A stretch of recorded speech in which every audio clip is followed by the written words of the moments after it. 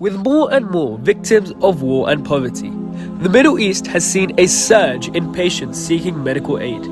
Iraq alone has 2.4 million people without access to any form of medical assistance. In Afghanistan, due to the lack of funding and devastating conflict, the health service is at breaking point.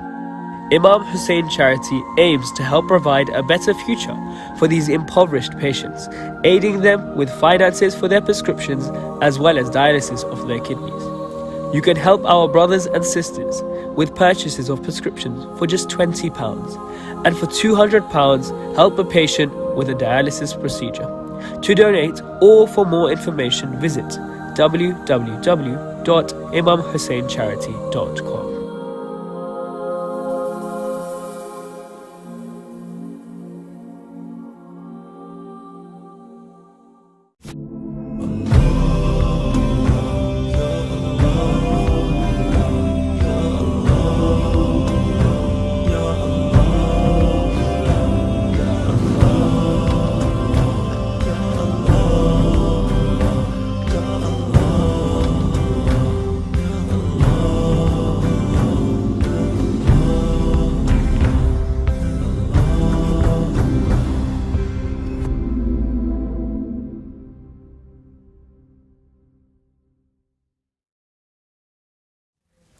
Assalamu alaikum rahmatullah wa barakatuh. Welcome to Ahkam SOS, the show that discusses Islamic duties and practices. Now, this is a live show. We do taking all your questions. So if you have any questions you'd like to send in, please send them in via the WhatsApp number. There should be a QR code somewhere here. And there you can be sent to the Linktree page. And then from the Linktree page, there's many ways that you can watch and also send in your questions. If you're watching on Facebook Live or you're watching on YouTube Live, put your questions in the comment section, and inshallah, the technical team will be able to send me your questions on this iPad here. And inshallah, myself and the Sheikh will be able to discuss and answer your questions. We don't need to know your name or where you're asking from, and you can ask in any topic whatsoever. There's no topic so silly or taboo. We will answer your questions, so please send them in.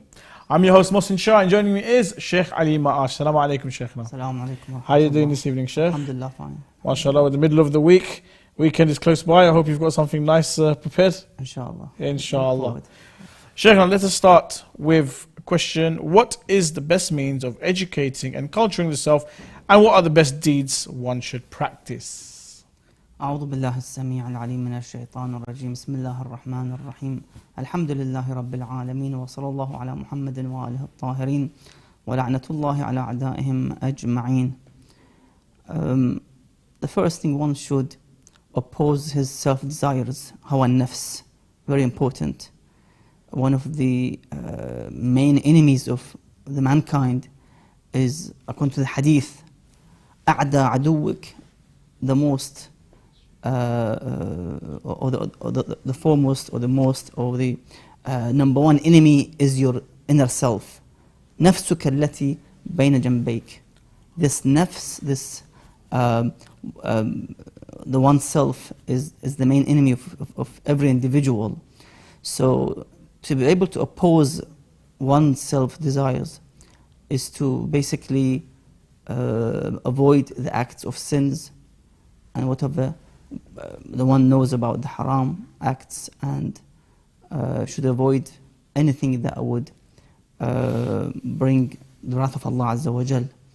So to know the muharramat, what are forbidden, even one can go further stage, is to know the makruhat and the dislikes, for example. Another step for perfection. Also we have to know and implement the wajibat, what is obligatory from within the ahkam, for example, and ibadat and muamalat, transactions and worships, very important. The Holy Quran states in Surah number 79, ayah 40 and 41, Bismillah ar-Rahman ar-Rahim, وَأَمَّا مَنْ خَافَ مَقَامَ رَبِّهِ وَنَهَى النَّفْسَ عَنِ الْهَوَى فَإِنَّ الْجَنَّةَ هِيَ الْمَأْوَى.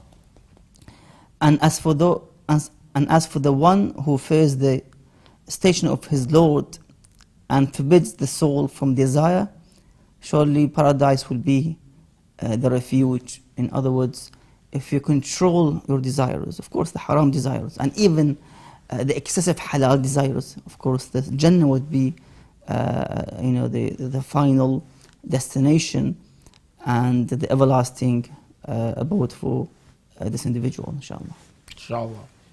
Shaykhna, if a traveler has run out of money and is stranded, is he allowed to take the zakat money and to help him travel?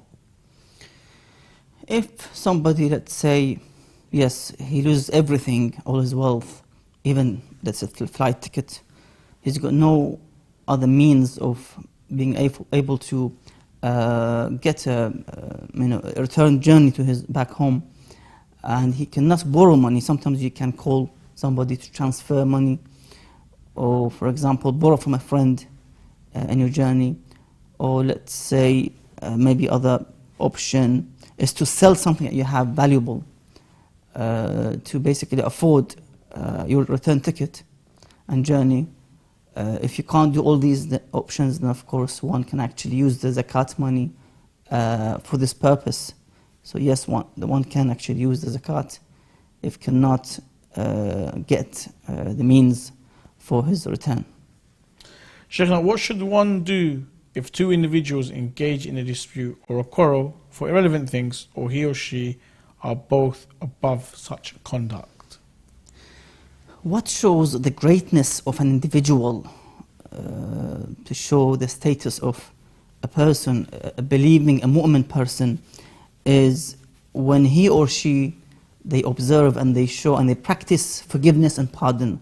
When it comes to disputes, when it comes to quarrels, when it comes to fighting with each other, especially in a family life, between a husband and wife, between two brothers or sisters, for example. So, a narration by Imam Abi Abdullah Sadiq alayhi salam, he narrates from his grandfather Rasulullah sallallahu alayhi wa that he said, مَصْطَحَبَ إِثْنَانِ إِلَّا كَانَ أَعْظَمَهُمَا أَجْرًا وَأَحَبَّهُمَا إِلَى اللَّهِ عَزَّ وَجَلَّ أَرْفَقَهُمَا بِصَاحِبِهِ. The Imam says, salamullah alayhi, that the individual who gets the most reward, أعظمهم أجرا وأحبهم إلى الله عز وجل, and the most loved, the most rewarded and the most loved individual is the one who is more lenient, more soft-hearted towards the opposite side. So if the wife was more lenient and soft-hearted, she will get the most reward and loved by Allah Azza wa Jal more than the husband, and the vice versa. Awesome. And the same applies to two partners, friends, brothers, sisters, and so forth. If one shows forgiveness, pardon, love towards the other side, respect, very important, I think that would bring a lot of barakah to the life of this individual, not only in terms of the rizq, that he will be sustained with rizq, also he will be loved by others and respected by others in the community, and of course, the most important, loved by Allah Azza wa Jal. Excellent. Shaykhna, questions coming in from our viewers. This one comes from Qatar. I married a Sunni divorcee, independent woman with a son from her ex-husband. We got married as per Shia Islam. I have a few questions. Could you please respond to them? I recited my own nikah, sigha, without any witnesses. Is my nikah in order? Yes, in the school of Al-Bayt alayhim salam, we don't really have the witnesses as a criterion to have two witnesses for the marriage. Yes, the criterion is with the divorce that you must have two witnesses, but with the marriage of aqd al-zawaj and nikah, no, you don't need any witnesses. So the aqd is correct and valid, inshallah. He also says here, I divorced my wife, and then before her iddah period was finished, we reconciled. Is this okay, or have I committed zina? If it's a raj'i, a returning divorce, then of course that's fine. There's no need to recite any nikah contract, because it's a raj'i, returning, as they called, divorce, then that should be fine. From YouTube, Shaykhna, Assalamu alaikum. Is it permissible to hide that I'm Shia when seeking a spouse and she is of a different madhab? Shaykhna, for this person, for this individual, should they be looking outside the madhab of Shia Islam for a wife? And now maybe let's say it's very difficult for the person or circumstances where he lives and so forth. Should he do taqiyya in order to get married?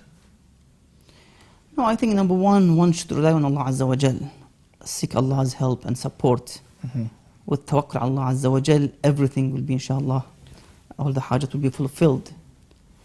I don't think we need to use a loophole, for example, or a backdoor, for example, to get and to reach our needs. But I would think that,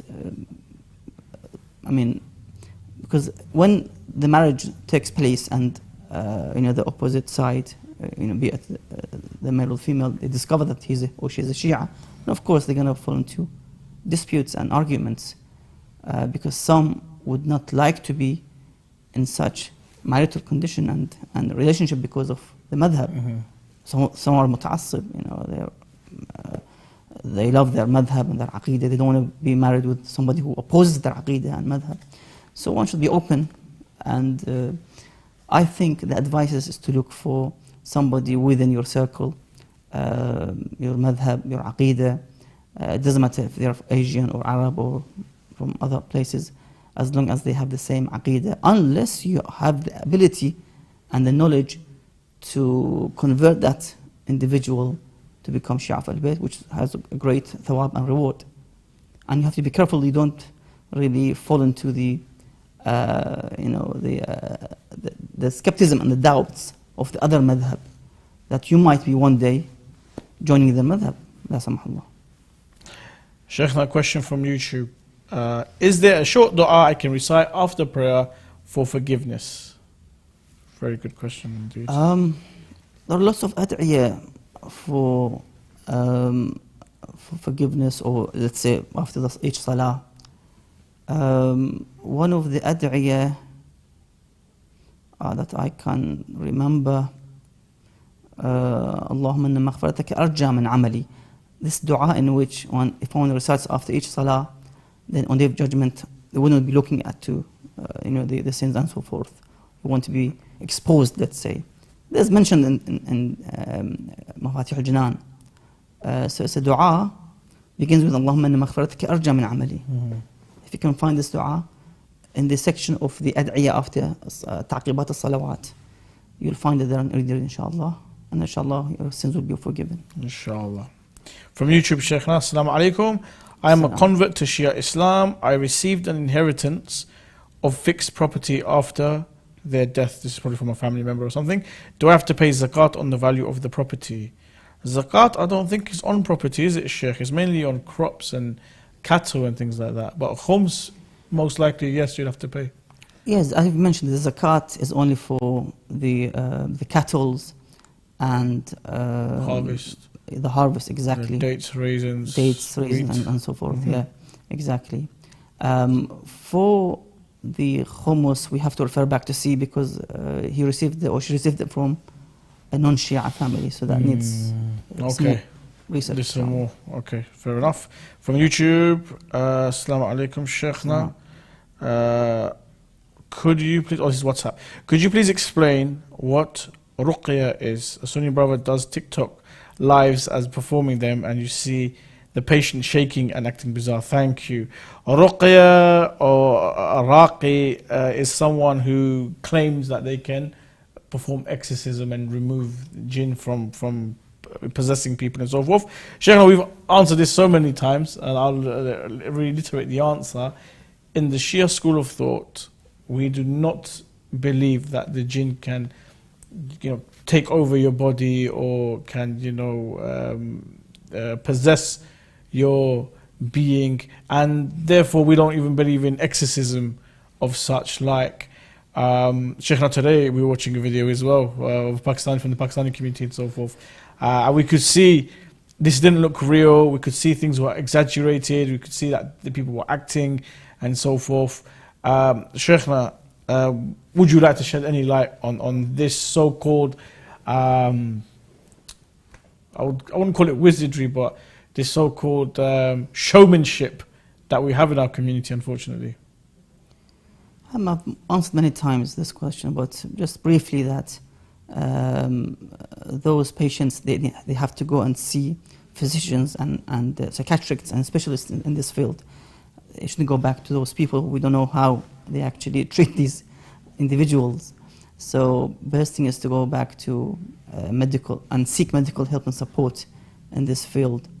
And of course we have our own ad'iyah, alhamdulillah, with this regard. There's a narration that the Holy Prophet used to recite for Hassan Hussein alayhi salam, al-falaq al-nas, for the protection. We have lots of things to do, to recite for qul surahs that begins with qul ya al-kafirun, qul huwallahu ahad, qul a'udhu birabbil falaq, qul a'udhu birabbin nas. A full protection package for those individuals and everyone, inshallah. Inshallah. More questions coming in, Sheikhna, from YouTube. Salam. When is it allowed to say Ameen? Now, let's get one thing straight here, Sheikhna. We in the school of Imam Jafar Sadiq alayhi salam, we do not say Ameen in our Salah because it is not part of the Quran, nor is it the Sunnah of Rasulullah sallallahu alayhi wa sallam or the Sunnah of our A'immah. So, Sheikhna, that doesn't mean we can't say Ameen outside of Salah. So when can we say Ameen? When somebody is reciting the dua, for example, let's say on the pulpit, let's say the Imam or the Maulana, or the lecturer is after finishes his lectures, he would recite the dua and you say Ameen after his Ya dua. Rabb, Ameen. Ilahi, Ameen. Exactly. That's from WhatsApp. Assalamu alaikum. I had a question. Is it permissible to earn money by playing games? Like there are apps that pay you money for playing them. Is this allowed? The games which are not gambling games, that's fine. You can actually even buy, the Nintendo or Xbox and play those games as long as there are no haram involved in these games. He's saying when I play the game, I get paid to play the game. Is that money acceptable? I've seen some job adverts about somebody that they want to hire game to testers. test the game. That's the job, basically. You go there, you get paid this much amount of money to test the game. That's a part of the job. That shouldn't be a problem. But the gambling issue is I see. I mean, others, they go online, they do like live streaming of them playing games and so forth. People watch, people sometimes give donations and gifts to these people, part of the entertainment thing and so forth. And I can see what you're saying in regards to gambling, that yes, there are some apps, there are some games where it's like poker or it's like, other gambling games that they play and you can win money and so forth. That one is totally haram?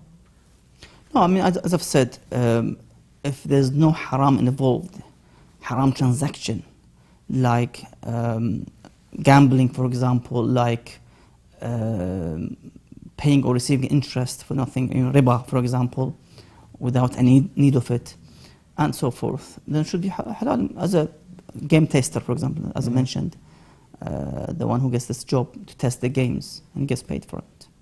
That's fine. Question from WhatsApp. Very good question, actually, because not many people know the answer to this one. Alhamdulillah, I do. Is circumcision wajib or only highly recommended? It is the sunnah of the Prophet ﷺ, highly recommended, and it becomes wajib when one wants to go to Hajj, to do the tawaf and salat al-tawaf. That's the problem. Persisting in which one should. Yeah, a lot of people assume that it is wajib, but the reality is that it's only wajib if you want to perform tawaf around the Kaaba. Otherwise, it's highly recommended. And someone was telling me it was done because people used to get sand and stuff stuck in. And it was for hygiene and to prevent infections and so forth. So it is highly recommended. Even doctors will tell you it will help you with your health and even avoid cancer. YouTube, Assalamu alaikum. What is Islam's view on dinosaurs? Why did they exist and what was their purpose? Sheikhna. I haven't seen any narration with this regard to this extent. Of course, if the science proves something, that doesn't mean that the Sharia and the religion would ignore it or reject it. So, the life on this planet has been for millions of years.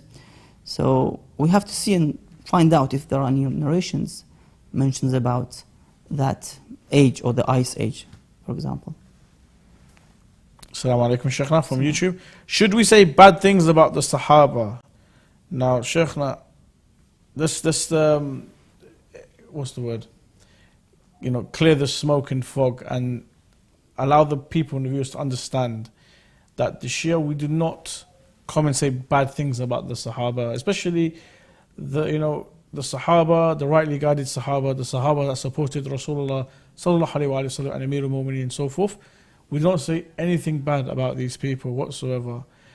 And with the Sahaba that we have a conflicting interest with, or the Sahaba that we think that we condemn their actions for what they did against Rasulullah sallallahu alaihi wasallam or what they did against the Ahlul Bayt, do we actually say bad things about them, or do we do something else, Shaykhna? You see, number one, we have to understand and use aql and rationale and the evidence that Sahaba are not infallibles. They are not prophets, so that we cannot touch them and talk negative about them. So that's number one. Number two, did some of them did something bad after the Prophet's departure, sallallahu alaihi wasallam? If they did something bad, then we have to speak. This is history. Otherwise, we have to conceal everything, and we become like other religions. They conceal the truth, and they came up with books of their holy books of 60 stacks of books they wrote after centuries, their own book. They expanded their holy book, for example. They brought people and they made them as saints, for example. The words of Allah Azza wa Jalla, for example. If we don't speak the right and the truth, then of course the haqq will be hidden. And of course we have to speak about what exactly happened after the Prophet's demise. Indeed. When the Quran says, انقلبتم على عقابكم, that you have actually turned against the Holy Prophet and Ahlul Bayt alayhim as-salam. Ahsan, Shaykhna. Shaykhna, would the Salah become invalid if the place of sujood, prostration of the forehead, was najis? Of course, the Salah will be invalid if the place of the sujood was najis, even if it was dry. One of the conditions that you make sure you pray on a clean, tahir place of sujood, or turba or muhar. Speaking of Salah, Shaykhna, what are the best surahs to recite in Salah? I heard in my Hawza class, Surah Qadr in the first rak'ah, and Surah Surah Tawheed in the second rak'ah. These are highly recommended, where it is almost wajib, or they would have made it wajib, but it was too difficult to make wajib because some people could not remember these surahs off by heart and so forth, so they didn't make it wajib for that reason. But these two are the really highly recommended to recite in your Salah. I mean, what you mentioned was right. I mean, of course, yeah, it's mustahab to recite these two surah. But in anyhow, that doesn't mean that if you don't recite other surah, you don't get that great thawab. We have some hadith about reciting Surah Al-Saf, for example, Surah Al-Jum'ah, other long surah to recite in the Salah, in which it will take you longer in the Salah, and instead of 4 minutes, you'll be at least 10 minutes in one Salah, for example. That has a great means of thawab as well. So, but the main one is the Qadr and Tawheed, of course. Shaykh, according to his eminence, the Grand Ayatollah Sayyid Sistani, Hafidhullah, if one is on the moon, which direction should he face to pray? Now, I know Sayyid Muhammad Shirazi, rahmatullah, he has a very famous fatwa on praying Salah on the moon. What does Sayyid Sistani have to say? In overall, if somebody is outside the planet Earth, their qibla would be towards the Earth itself. So if you're on the moon, for example, you would have to point towards the Earth, the planet Earth, and perform the Salah towards the Earth. That's your qibla. I see. Yeah, that's how it was. Ahsan. Shaykh, if one deliberately utters the dhikr before bowing to the level required for ruku', or if one deliberately raises his head from the state of ruku' before finishing the obligatory dhikr, what would be his ruling? This happens quite a lot, isn't it, Shaykhna? Where, you're going into ruku and then you're just getting ahead of yourself and you start reciting before you even get to the correct position. Vice versa, before they finish reciting the dhikr of the ruku, they begin to do qiyam and so forth. It can be the other way around. Some people, when they're performing the surah, they haven't even finished the surah, they start to go into the ruku position and so forth. Sujood to taslim and back. What is the ruling, Shaykhna? Of course, the salah would be batil. One of the conditions of the salah that you must be in a stable condition in each phase of the salah. When you're standing, you have to basically be standstill, stable, and recite the hamd and surah and whatever dhikr and other raka'at. The same applies when you go to the sujood or ruku'. You have to be in a stable condition and recite. These are wajib dhikr that must be recited with stability and motionless and in that state without moving from that position. Yes, of course, there's a problem with the salah if one recites them while moving in ruku' and sujood. Even if you are reciting, let's say, the hamd and surah, for example, you have to be standstill and in a motionless and stable condition. Awesome. More questions coming in from YouTube. Assalamu alaikum, Shaykhna. What marja does Imam Hussein TV follow? Excellent question. With your permission, Shaykhna, I'll answer this. With Imam Hussein TV, especially this show, the default marja that is taught and promoted is His Eminence the Grand Ayatollah Sayyid Sadiq Shirazi Hafidullah, a grand faqih. His books are taught in all the houses, and his works speak for themselves. An amazing marja. But on this show, the default marja is His Eminence Sayyid Sadiq Shirazi, and then we also have other maraja and their opinions, which are different from His Eminence and so forth. And we are in touch with all of the offices, all of the official representatives, in order to give you guys the correct and fatwa from the marja that you would like. So there's no issues there. Sheikh, would you like to add anything? Ahsant. Fantastic. Sheikhna, if one deliberately utters, okay, we did that one. Hold on, there we go. Is it permissible to play with cards on the electronic devices such as computers and smartphones? Playing such games with the title of, or the subject of gambling games, of course, absolutely haram and forbidden in anyhow, by any means, computer or by the cards, paper cards. It's all haram. We have a hadith that a man called Asbat, he asks Imam Abu Abdullah Sadiq alayhi salam with this regard, and he brings this ayah, the meaning of this ayah. في قول الله عز وجل يا أيها الذين آمنوا لا تأكلوا أموالكم بينكم بالباطل. O you who believe, do not consume each other's wealth unjustly. So the Imam, he gives the meaning of this ayah, the tafsir, surah number 4, ayah 29. قال عليه السلام هو القمار. It is the gambling games. So eating one's or consuming one's wealth unjustly is actually the gambling games, because you would invest £10 to get £20 back. That's an unjust way of gaining money and wealth, and it's haram, of course. And it's down to chance. It's not even in your hands, as they say. Exactly. So, more questions coming in from YouTube. Oh, very good question, Shaykhna. Assalamu alaikum. Salam. Can you clarify why we Shia believe that Muslim and Bukhari are not authentic? You see, they have their own, let's say, marja' or source in terms of the hadith, because after the Prophet's demise, they banned the writings of the hadith for about 100 years, 80 years, a whole century, until the time of Umar ibn Abdul Aziz. When he came, he let off, bit of freedom to write the hadith. Although they came back afterwards, the Umayyads, after his, I think after he died, so they brought back the things again. So in anyhow, the hadith that comes from the Umayyad side, we cannot really accept it unless that hadith is in line with our hadith.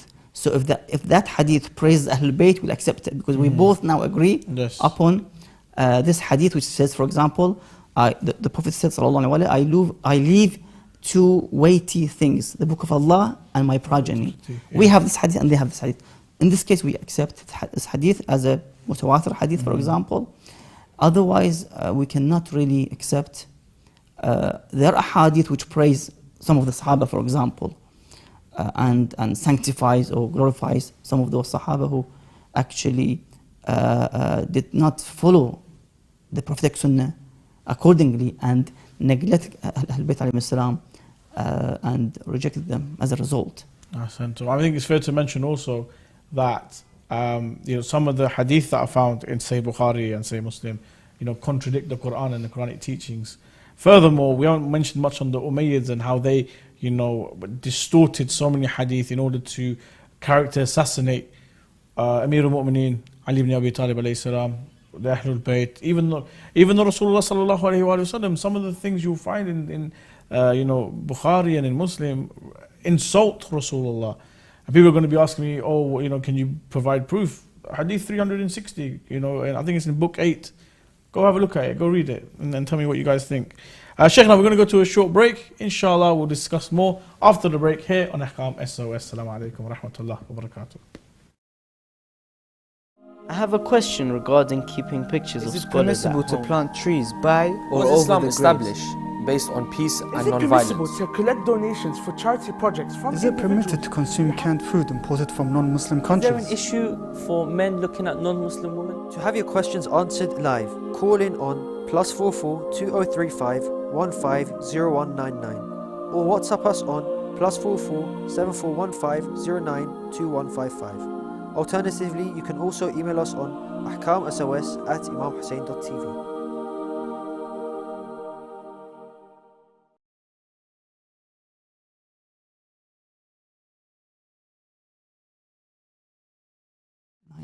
Assalamu alaikum wa rahmatullah wa barakatuh, and welcome back to Ahkam SOS, the show that discusses Islamic duties and practices. Now, if you have a question you'd like to send in, please send it in via the WhatsApp number or give us a call in the studio 0203 515 0199. There's no question silly or too taboo. It's our duty to give you the correct Islamic hukum on these different issues. So please send in your questions, and inshallah myself and the Sheikh will be able to answer your question. There's a QR code over here somewhere, and inshallah if you scan it, it will go onto the WhatsApp directly to your so you can send in your questions via WhatsApp. Assalamu alaikum, Sheikhna. Assalamu alaikum. Sheikhna, questions coming in from YouTube. There's one here saying that, Assalamu alaikum, Sheikhna. A certain scholar says that Umar threatened Fatima alayhi salam but did not attack her house. Is that correct? Because there are some reports which say that they did not enter the house. Bismillah ar-Rahman ar-Rahim. This is the report of the Ahlul Sunnah in their books, in which they would agree upon the issue that yes, he came and he threatened the house of the Fatima, but he didn't break through into the house and attack her, fatally wounded the Fatima alayhi salam. The thing is, they try to avoid this incident because that's, of course, would give a very bad and negative image to their so-called caliph of the Muslims. So that is actually a report from Ahlul Sunnah, and the rest of the report is in the Shia books, that no, he actually attacked, he crushed her between the wall and the door, and she was fatally wounded, and as a result she passed away, salamullahi alayha. So they try to avoid it basically. But our ulama is very clear, Ayatollah Khurasani, Tabrizi, Shirazi, all the way the past ulama have agreed upon the issue that they have actually committed this great crime. Indeed. By wounding Fatima salamullah alayha and eventually killing her. Even Sheikh Tusi, who is one of our classical scholars, who is the founder of the Najaf Hawza, he says that it is unanimous amongst the Shia that it happened, and we can find it in Sunni sources, so why do they not accept it? So it is unanimous amongst the Shia that this event occurred. From YouTube, Sheikhna, Assalamu alaikum. In Salah, can you recite any dua or supplication in Qunut? For example, Surah 33 verse 33, Or can you also say a prayer in English, like thanking Allah subhanahu wa ta'ala, for example? In overall, you're allowed to say any dua you like in your qunut. من ربنا آتنا اللهم ارزقني وارزق عيالي, for example. You can actually say these basically ad'iyah in your qunut. Yes. From YouTube, Assalamu alaikum Shaykhna. Can we consume gelatin in our cooking? Good question. If the gelatin is not a pork or animal which was not slaughtered according to the Sharia, halal way. So if it's a halal gelatin, it should be fine from, let's say, Islamic countries. Yes. Or if it's a vegetarian, a vegan or a vegetarian, from plants, it should be fine, yes. Assalamu alaikum. Oh, qunut. Is qunut obligatory in Salah? No, it's been recommended for the one to bring the qunut in the Salah. It's mustahab part of the Salah, but recommended for the one not to leave, especially as a mustahab precaution to bring qunut in your obligatory daily Salah. It's important for us to bring it. But as I've said, it's not a wajib part of the Salah. Also, Sheikh, can one remain silent too long in Salah, for example, to listen to the doorbell? If somebody remains silent in the Salah, and if somebody sees him or sees her, would say that he is not or she's not praying, that posture of Salah changes, that somebody is just standing without any recitations. In this case, yes, the Salah would be becomes batil and void in this way. Otherwise, if one can quickly observe the muwalat of the sequence of the Salah straight away, one phase after the next phase, so that would keep the Salah valid. Inshallah. We've got a question here from last week, Shaykhna. Assalamu alaikum. Can you explain how to do Umrah, and can we read namaz in Jama'ah? Many thanks. I think he's thinking of the Salah in Jama'ah when they're in Saudi Arabia, so forth. Umrah, Shaykhna, it's very similar to Hajj. I managed to do it when I was about 18 years old, and I remember going to, I think it was Masjid al-Ghadir. There was a place where you had to do Ghusl, do wudu, put your ihram on, and then you head towards the Kaaba, where we perform tawaf, and then we ran between Safa and Marwa. Exactly. And then we had a bit of our hair clipped off, and, yes. and that was it. Shaykhna, please, if I've missed anything out, how do we perform Umrah? Yes, as you mentioned, basically these are mentioned in the books of the fiqh for those who wish to go to Umrah. You have to wear the ihram, of course, from, let's say, if you come from Medina Munawwara in Masjid al-Shajara, for example, your miqat, you do the ihram. Or if you're inside Mecca, you go to an outskirt of Mecca. There's a mosque, I can't remember the name, Tan'im. From Tan'im, you do the ihram, and you come back to the holy mosque of the Kaaba, and you do the tawaf, salat al-tawaf, the sa'i, taqsir. You don't need to go to Arafah or Arafat or Mina or Muzdalifah. That's only for the Hajj, of the grand Hajj period. So it's just that small amount of time and efforts for being in that holy place. From WhatsApp, Assalamu alaikum Shaykhna. I go to a restaurant, it says halal in the window, but the people that work there are not Muslim. Can I trust them that the meat is halal? When the halal meat is in the hands of non-Muslim, you have to investigate. You cannot just take the meat from them, because what we have in the fiqh, that the market of the Muslim and the hand of the Muslim is a hujjah, is a proof. In other words, you don't have to go and investigate further that how come they brought this, how they actually brought this meat, what is the supplier, how did they slaughter it. No, if the Muslim says this is halal, khalas, you take it without any further investigations. But if it was in the hands of non-Muslims, you have to investigate. You can't just take the meat from a non-Muslim. Yes, unless there are signs in which tells you this is halal. For example, we have now in the UK some of the giant supermarkets, they have a halal corner with stamps and certificates, HMC for example, and so forth. So that would give more assurance to the being halal. Assalamu alaikum, Sheikhna. Salam. I have a question regarding epidural, an anesthetic that some women request before delivery to kill the pain. Is it allowed in Islam to let a male doctor to do it, where he will get to see my full back naked from neck to lower back, and he will also need to touch your skin to check for the point for injection? So here, a lady's pregnant, she's about to deliver, she needs this anesthetic to help with the pain and so forth. Is a male doctor allowed to inject it, where her back will be open from her neck to her lower back, and he has to find the spot and inject? If there's alternative female doctor, then it's not allowed. So she has to initially find out if there's a female doctor who can do the same thing, or yes, or otherwise if that male doctor is the only doctor available, for example, and more expert in his field. Sometimes it happens, Sheikh, because these painkillers, they're very strong, and maybe the nurses are not authorized to administer these painkillers and so forth. So maybe that's the reason. But like you said, maybe the first point, or the first it should be a nurse, a female nurse, or a female doctor, and if no one else is available, then the male doctor.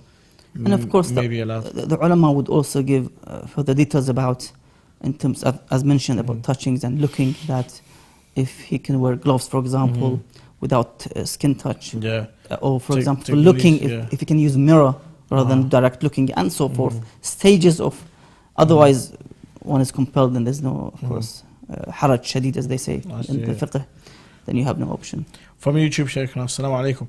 Is it permissible to be silent and pause during salah to take deep breaths to help focus in salah and engage better? I think this person is saying, Shaykhna, sometimes when we're praying salah, our mind drifts and so forth. Is it okay to pause for a second, just to recollect your thoughts, focus on worshiping Allah subhanahu wa ta'ala, maybe take 2 or 3 deep breaths and continue your salah? Is this okay? Of course, we have one of the adab or the etiquettes of salah, that you take a deep breath, let's say, when you finish your hamd and surah, before going to the ruku' and so forth. You need that breath to be taken so that you can continue by reciting the dhikr and the rest of the a'mal of the salah. So that's fine within the salah boundary, and not to actually spend time to reflect or think about outside the salah chores and acts. Interesting question, Sheikh. Assalamu alaikum from WhatsApp. Is it permissible for me to use a perfume that was gifted to me by a non-mahram guy who likes me and I like him too, but provided that we are not in contact anymore and waiting for Allah to make a way for us to be married? I guess there's 2 people here, Sheikhna, who are, what the English word they say is courting, they're getting to know one another. Maybe they work together or they see each other at school, they like one another, they want to get married. One gives a gift, the male gives a gift to the female, to the sister. Is she allowed to use that perfume, or should she return it and say this is inappropriate, you shouldn't be buying me gifts or so forth, or how should it be? In overall, giving gifts to others is something encouraged in Islam, to bring the hearts, to actually make that bond, especially between the husband and the wife, the kids, sisters, brothers, parents, for example. But when it comes to such relationships which are outside the boundary of the Sharia, of course, the actual relationship is ishkal, is problematic, without reciting the nikah, be it temporary or long term. That meeting is, ala kul hal, as an issue. If it's to do with a romantic, let's say, relationship, of course, outside the boundary of the nikah. But gifting shouldn't be an issue. If somebody gives you a gift, you can actually use it. It's not an issue. But the way they approached each other, that is the question mark. That the way wasn't the right way, unless they've recited a nikah contract and so on and so forth. From WhatsApp, Sheikh, assalamu alaikum. Can I join Salah Jama'ah when Sunni brothers, I'm in Mecca, and what are the tools? Many thanks. Okay, so I guess they're asking, when you're in Mecca, especially in Masjid al-Haram or Masjid al-Medina, with Masjid al-Nabi, are we allowed to join the Sunnis in Jama'ah?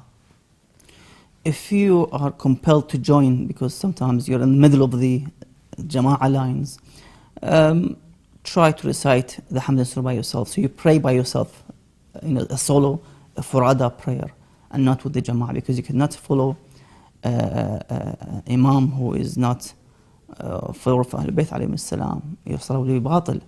So you try to recite the salah by yourself, the whole salah, from Hamd, Surah, and so on. Ahsant. Assalamu alaikum, Sheikh. I would like to know if ghusl is still required if my husband penetrated into me but did not ejaculate. I think the answer is yes. If a husband penetrates his wife, he has to perform ghusl. Doesn't matter if there was ejaculation or not. Yeah, as soon as that penetration takes place, of course, the ghusl will be wajib on both sides. They have to do the ghusl. Even if there's no ejaculations taking place, the ghusl becomes wajib, of course. They have to do so. Final question for this evening, Sheikh, from WhatsApp. My question is, can a very religious and pious woman live unmarried forever and live in her home with only good intentions? Good intentions meaning living alone, practicing Islam and not seeing any man, or doing haram things that Allah has forbidden. The hadith says, prophetic hadith, sallallahu alayhi wa sallam, an-nikahu sunnati. No. Nikah is my sunnah, part of my sunnah. So it's a prophetic sunnah. We shouldn't really go against the sunnah in somehow by not marrying, not performing this nikah contract. Of course, if somebody has an illness, that's a different story. Some people who have some kind of illnesses that they cannot get married for some reason, that's a different story. But if I'm a fit person, a healthy person, enjoy, a well, in a situation where I can actually get married, but I prefer not. That, of course, is against the prophetic sunnah and the way of Ahl Bayt alayhim salam, in which they got married, in some cases more than one wife, even in some situations. I mean, I believe there's a hadith where there was a sister came to one of the imams and said that, I don't want to get married, I want to be in the path of Allah and stay away from these things and so forth. And the imam replied saying that, marriage is one of the best of things, and if what you're saying is better than marriage, then Fatima Zahra sallallahu alayha wouldn't have got married then. Exactly. This is one of the sunnah of Rasulullah sallallahu alayhi wa sallam. This is a way for sisters and brothers to increase their spirituality and gain nearness to Allah subhanahu wa ta'ala. So the answers you're looking for are in marriage, but you're walking away, and this is not of our tradition, and this is not of our sunnah and so forth. Sheikhna, thank you very much for all your efforts and all your research, and thank you to all of you for joining us on this episode of Ahkam SOS. If we did not answer your question, we do apologize. Inshallah, we'll roll them over to next episode, which will be on Monday, 7 o'clock here on Imam Hussain TV 3. If you have a question you'd like to send in, please send them in via the WhatsApp number. It's at the bottom there. You can use the QR code, which is over here, and you can go straight to the WhatsApp. It doesn't matter which topic you want to discuss. No topic is silly or taboo, or we're not going to look into this.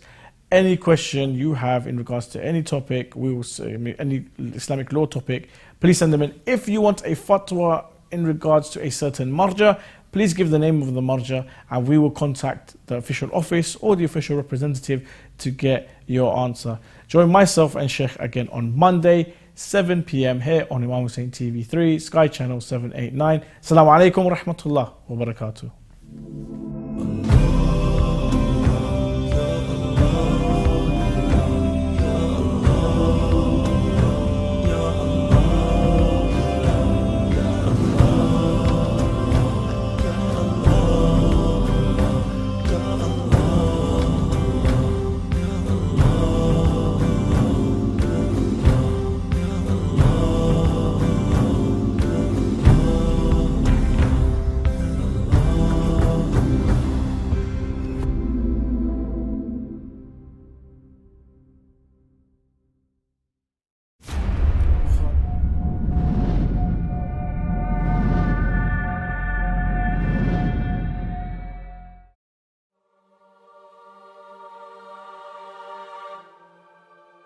So what does Imam Hussain TV mean to me? It's a hard one. I'll be totally honest with you, Imam Hussein TV is my life. It's been part of my journey to develop myself, to improve my learning and understanding of many subjects that I never knew before. And also, as a parent, it has helped me bring up my kids, bring them up in a way where they can, in the future, become servants of the Holy Prophet. Imam Hussein TV is a reminder of religion and Imam Hussein and how I should be a better person, even though it doesn't come naturally. They really help me connect with Allah. They really help me connect with my religion, understand religion. Shows like Ahkam SOS, as I'm helping film, help set up. It just inspired me to learn about Islam, to encourage me to follow my deen and to spread it. I go to university, I spread that message throughout there. I try and share that message that I learn here. The biggest blessing of my life was being able to serve and work at the same time. So Imam Hussein TV to me is like a home away from home. Over here when I come in, even though everyone has their own opinion of Imam Hussein TV, as a staff member it's different, and for me it's like a sense of family. It's hard work, struggles, but at the same time there's a lot of creativity, there's passion. When I received that one email from that one viewer saying, "Thank you Imam Hussein TV for providing me with live feed from Karbala, thank you for giving me Imam al-Hussein alayhi salam in my home," that's what makes my job so precious to me. There's a movement and a campaign for us to provide a better service for those people in the West, to have the message of the Ahlul Bayt in English, and also to bring Imam Hussein to the masses and to the world. I have to ask myself every day, every month, Murtada, what are you going to do? What are you going to show on the channel in the following months to benefit the views of Imam Hussein alayhi salam? Myself, I may be in the UK, I may have 20, 30 odd Husseiniat masajid to go to and learn during these occasions. But working at the channel, you need to think of those viewers who do not have any Husseiniat, who don't have any books in their city or in their country. It should be a duty upon every Shi'i person in this world to give back to Imam al-Hussein alayhi salam.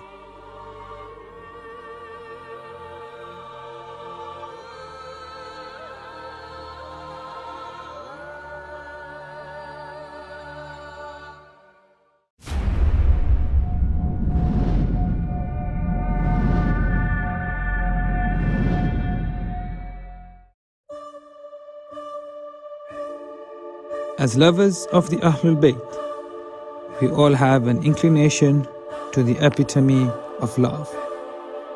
When we rejoice, when times are hard, whatever stage of life